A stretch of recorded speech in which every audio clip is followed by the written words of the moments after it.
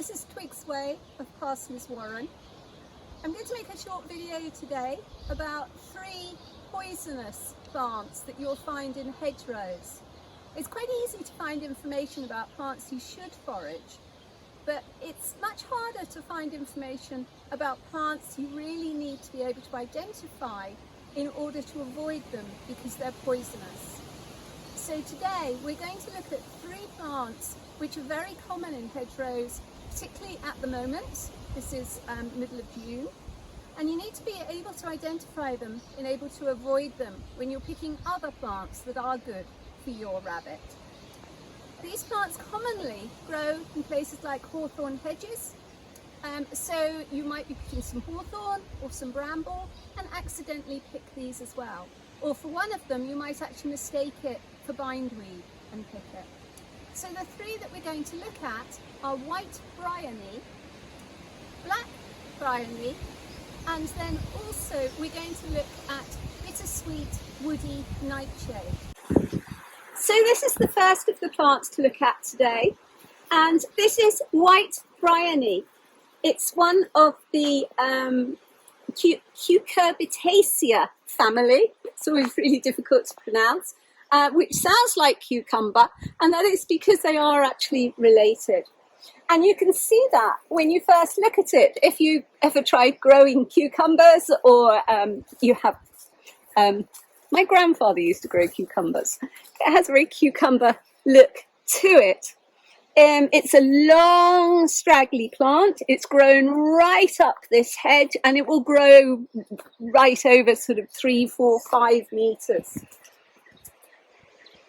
It's got a tiny little white flower, which is actually very typical also of cucumbers. So a tiny little white star-shaped flower in little groups, actually, little groups of those white flowers. It's got this ivy-shaped leaf. However, it's quite a furry, thin leaf. It is quite furry when you feel it. Tiny little hairs. And then also, and those, the arrangement of those is that the flower, which is now turning into a berry, is right tucked under the leaf, right next to the stem there. And then also coming out from that same spot are these beautiful tendrils, and they really are lovely. They're little wee corkscrew springs. They're gorgeous. So it's very easily identifiable, actually, mainly by these tendrils, I would say, because obviously the flowers are going to go. However, you will continue to get the berries, and the berries over time will turn bright red, and they will hang there enticingly in great big strings. What will happen through the autumn is that all of this, the leaves and everything, will die back, become very brown. Here's one that's actually been broken. It isn't yet in its autumnal shades, but it's been broken, and you can see how it wilts and goes brown. And what's left is the stem and the berries. And as you go into the autumn months, the berries will turn bright red. And sometimes you can see them hanging in great big swathes across the hedgerows, right through into the spring. Because this is a very, very poisonous plant, and so even the birds won't eat this. This one, actually, I have to check my different poisons, my toxins, but this has a glycoside in it, and it is a drastic purgative. So that means it empties you in all directions. Now, I'm very well aware that rabbits can't vomit, but nevertheless, it can give them extreme diarrhea. It can kill, or at least make humans seriously ill, certainly children very, very ill. All parts of it are poisonous, but particularly the berries. So be very wary of this plant. Now, I can't think of anything this plant actually resembles. So this isn't one where I'm going to say, it looks just like this, but this is how you tell the difference. This is really quite unique in our hedgerows. So that's your white briony. I shall take a bit in with me and do that little bit with the book where I show you the different things I've looked at today, slightly later on in the video. It's also quite tough, by the way. So that's our first one of the day. Okay, I'll mention a couple of other things, but don't get confused as to whether these are poisonous or not. We've also got hop growing nearby, which I'll talk about on another video. It is actually edible. It can make them sleepy. Don't get hop pillows make you sleepy. We've also got some privet in here, which actually also is toxic, so they shouldn't be eating that. This is the second of the poisonous plants that we're going to look at today, our poisonous hedgerow plants. And this is Bittersweet, or woody nightshade. And I'm sure all of you have heard of deadly nightshades. There are various nightshades actually, but this is woody nightshade. It is a member of the Solanum family, which all nightshades are. You can see, Solanum, by the way, includes in it potatoes and tomatoes. And if you think of that, when you look at your woody nightshade, you can see that there is actually a resemblance there to colour, both coloration-wise and also shape, perhaps, to potatoes and tomatoes, but more in the actual flower. So there's a few flowers on this one. Those ones aren't open. You can just see in there, there's an open flower, a little yellow bit there. And it's like a little bright purple, but similar to a tomato flower. So tomato flowers aren't usually bright purple. And that's what's very, very distinctive about the woody nightshade. Enables you to identify it very, very easily when it's in flower. And indeed, having identified it when it's in flower, you can, of course, then make a mental note of where it was, what the leaves look like, so that you remember it even when it's not flowering. Again, it's a scrambling hedgerow plant. So this one goes right up. I can see it way up there, the some low flowers, very distinctive. And it will climb several meters up and then sort of fall down in these cascades. At the moment, the berries are green, but the berries will turn red. And in fact, here's one that's just turning a reddish orange. So they hang there kind of, temptingly almost, but there's something about them that just warns you away. They're little clusters, like slightly egg-shaped. They always remind me of a sort of aubergine shape somehow. So this one, the toxin in this one is solanine. And again, it's a very dangerous toxin, and all parts of the plant are poisonous, like our Brionies. All of the plants, all of this is poisonous. This one actually, I'll just mug up again on my particular toxins with this one. Dizziness, bleeding, convulsions. Not an attractive thing to have, but also very seriously in humans, and I don't know about rabbits, but in humans, the symptoms of this can be very delayed. So you could eat it and then literally kind of 24 hours later suddenly have these convulsions and bleeding. So it's a very dangerous toxin indeed. So one to be avoided, and I wouldn't pick anything in a hedge that had this mixed in it in case it got mixed in with your food. It's growing here in amongst a tall hedgerow, mainly of brambles and privet at the back, and also a variety of trees. So, but it's scrambling through, but very distinctive with its hanging berries and its purple flowers.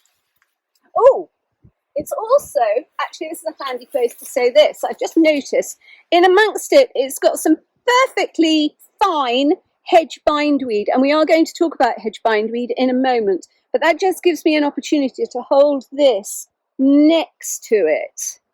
It is really quite different, and we'll go through this a bit more when I get back in, but you can see back home, and I put them next to each other, but you can see this one has sort of a heart shape dip just there, and this one doesn't. This is a slightly furry leaf. This one is not in the least furry. It's kind of slightly like limp paper, particularly now because it's just rained.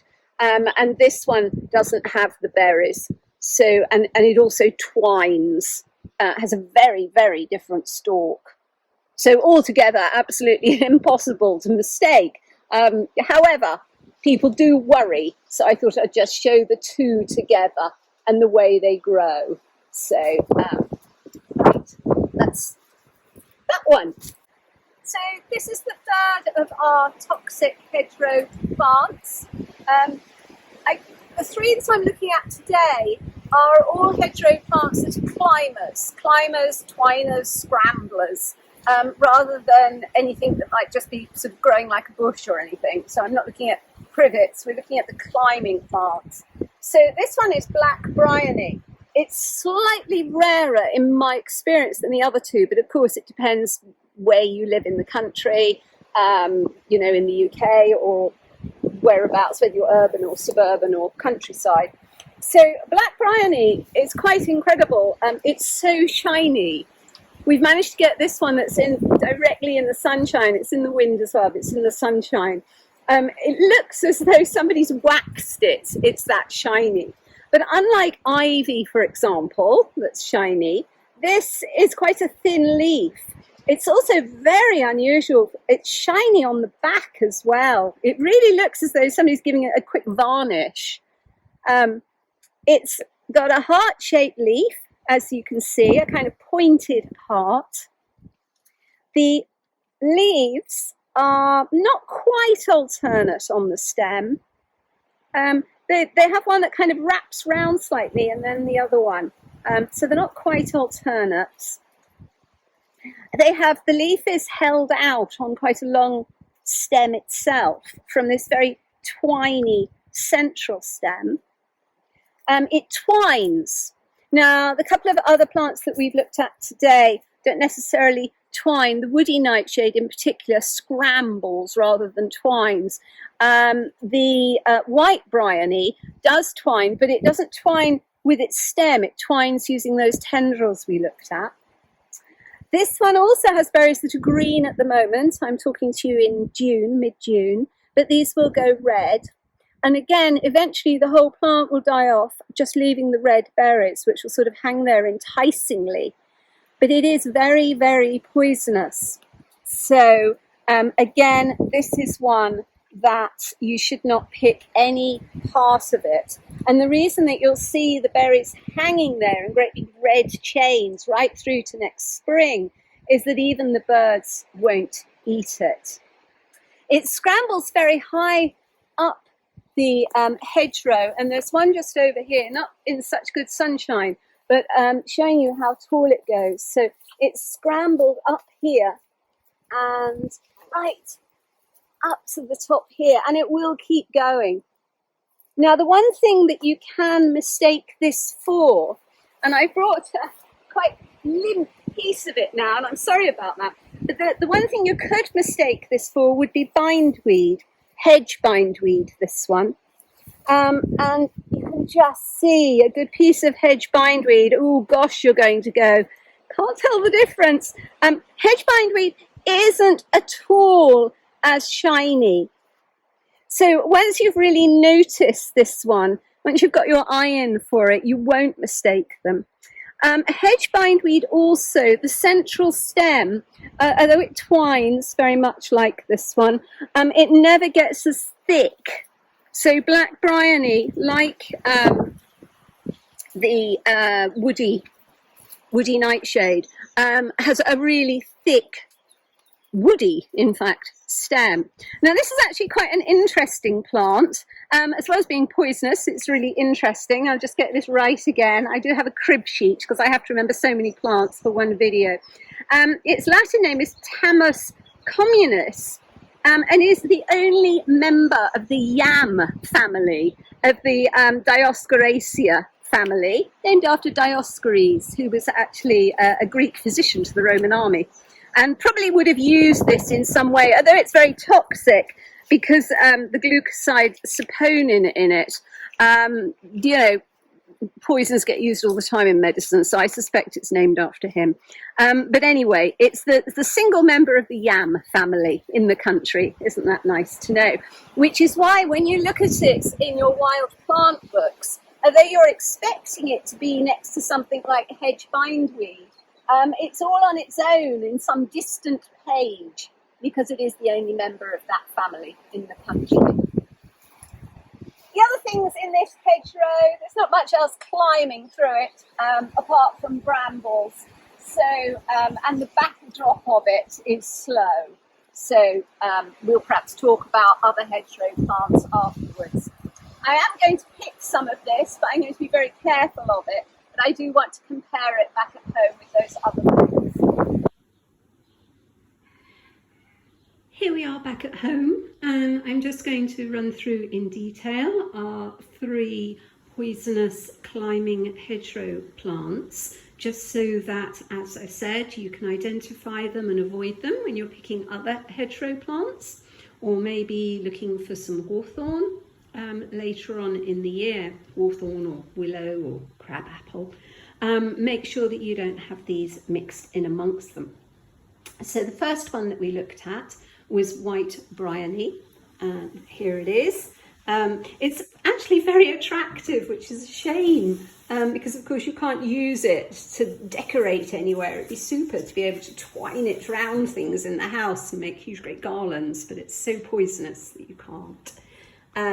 There it is in detail, with its sort of very divided leaf, its beautiful tendrils, and its little, these have gone in a bit because obviously it's been picked, but it's tiny little white flowers, and at the moment green berries, but of course they will go red.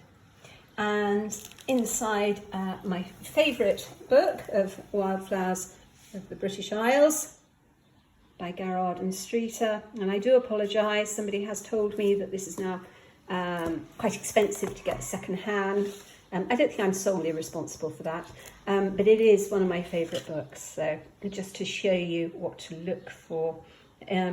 Here it is down on the right hand corner, white Briony, Bryonia,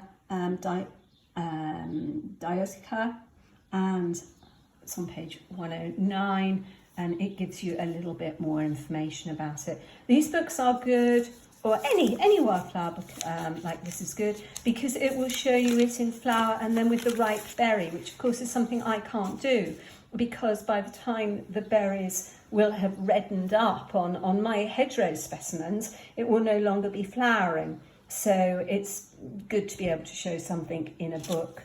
So, and this is a member of the cucumber family, and a drastic purgative with glycoside, and should be avoided at all costs. I've also got it in my own Foraging for Rabbits book. Now, we didn't put very many toxic plants in the Foraging for Rabbits book. Didn't want anyone to get confused and open the wrong page and just assume they were ones that could be foraged. But I have got this one in amongst the very poisonous ones, along with hemlock and deadly nightshade, foxglove. So a little description here. Briony, white Briony, English mandrake it's sometimes called because of the shape of its root. So very strong laxative and purgative.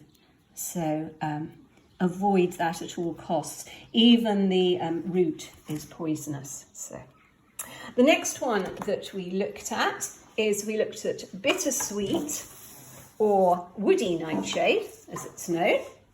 So here we go for this one. And the bittersweet or woody nightshade, which is a member of the Solanaceae family. And the Solanaceae family, in case you'll think, because I said, oh, well, you know, Solanaceae family includes potatoes and tomatoes, you may be thinking, well, that's not very dangerous. It also includes things like henbane, for example, which is extremely poisonous. So Solanaceae generally are poisonous. And here we have its tiny little mauve flowers, its green berries, which again will end up clustering in red, looking a little bit like a bunch of red blackcurrants, I suppose. It's very flat leaf. It's a sort of dead green. I know that sounds a bit of a crazy thing to say, but you know, it doesn't reflect anything, it doesn't have any liveliness in it, it's kind of fairly dead green. The other side of it is a slightly paler colour. It's got a very, very slightly furry feel to it. Not like this one, this white Briony has a very furry feel, like lots of little tiny hairs to it. And so the bittersweet woody nightshade, that causes convulsions, bleeding, dizziness, all sorts of awful things. So one to be obviously avoided. And that in my book is in the, or rather the wildflower book, is on the page with all the other solanaceas and scrophulariaceas. And there are several nightshades that you might come across. You might come across the green nightshade or the black nightshade. We have several nightshades hanging around. The other one you might find is that actually I've got Duke of Argyll's tea plant, which is over here in a solanacea. That's in some of our hedgerows, but I think someone planted that. So the one that we've been looking at is this one, the bittersweet woody nightshade, with its purple flowers, with their very distinctive yellow inners and the red berries. And a leaf that's slightly like potatoes and tomatoes. I was being listened to by parsley, peach and fairy flax, but they're so disgusted with these poisonous plants that they've just hopped off actually and hopped out. They've decided they're not going to listen anymore. So they were on the armchairs listening to me.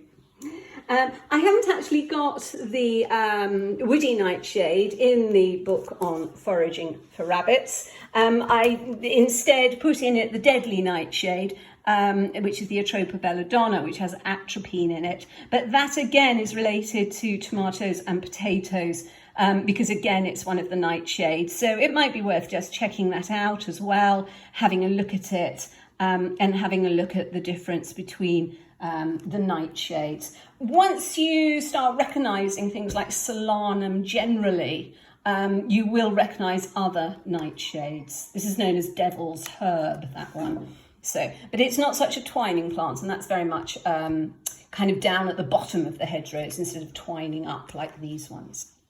And then the final plant that we looked at today, after me having to traipse about a kilometre to get, no, half a kilometre to go and get it, is this incredibly shiny plant, which is our black Briony. Well, interestingly enough, this is why common names are so misleading. This has no relationship whatsoever to our white Briony. So this is Tamus communis in Latin, and this is our member of the yam family, our only one in the country.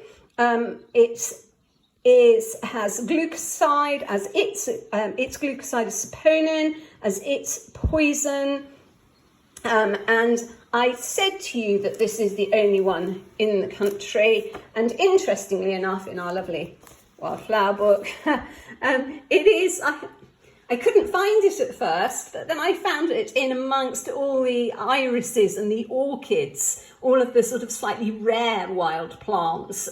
They just tucked it in here, Dioscoracia, and here it is in amongst all the orchids. I've never actually seen the flowers on it. I don't tend to notice it until it started being very shiny and with its berries. So those tiny little flowers, I've never actually seen myself, have to be honest there. But then it goes into a yellow-green berry, which then again turns bright red, but not in, they don't hang like little bunches. These are kind of in individuals or twos or threes, different to your nightshade where it's hanging in little bunches like black currants or something. So 3 different hedgerow plants, all scramblers, all poisonous, all to be learnt and avoided. Now, the one thing I would additionally mention perhaps is what you could mistake the last one for is hedge bindweed. So this is your black Briony, very, very shiny, heart-shaped leaf, pointy end. And this, and I'm afraid it has slightly wilted, is your hedge bindweed. I'm trying desperately to press this leaf back. It has no relationship whatsoever to the other plants we've looked at. I will discuss bindweeds in another video, but this is just to say there's a lot of confusion out there about bindweeds. again, because of the common name that's used for them, the bindweed part of it. There are field bindweeds, there are hedge bindweeds, and there's also morning glory, which is a kind of cultivated bindweed, so to speak. They are all, though, different Latin, they are different species, they have different Latin names, so you really don't need to worry about hedge bindweed. If it had actually run to seed and you had seed on it, it does have a very minor toxin in it, but I really do not worry about it. This is Calistegia sepium now. It used to be convolvulus, but it's changed. Anyway, that's the only one that you might mistake. I just bring that in because you might mistake your black Briony for it. But it's the shine on that black Briony. It is so distinctive, and also the width of the stems on that as well. So that's our 3. I hope that you've found that helpful, and that you will now be able to pick from hedgerows with greater confidence, knowing that you can avoid those poisonous plants. If you've enjoyed this or found it instructional, I don't know if you're meant to enjoy poisonous plants, but if you found it instructional and helpful in your foraging, please do go over to our Facebook, Past Liz Warren, and donate some money to help with our sanctuary. Times are pressing at the moment, and we need support, financial support, just like so many other places during COVID-19. Our finances have taken a real hit, and so we would very much appreciate any donation that you can give, even if it's a very small one, just to say thank you to us for taking some time and showing you these plants.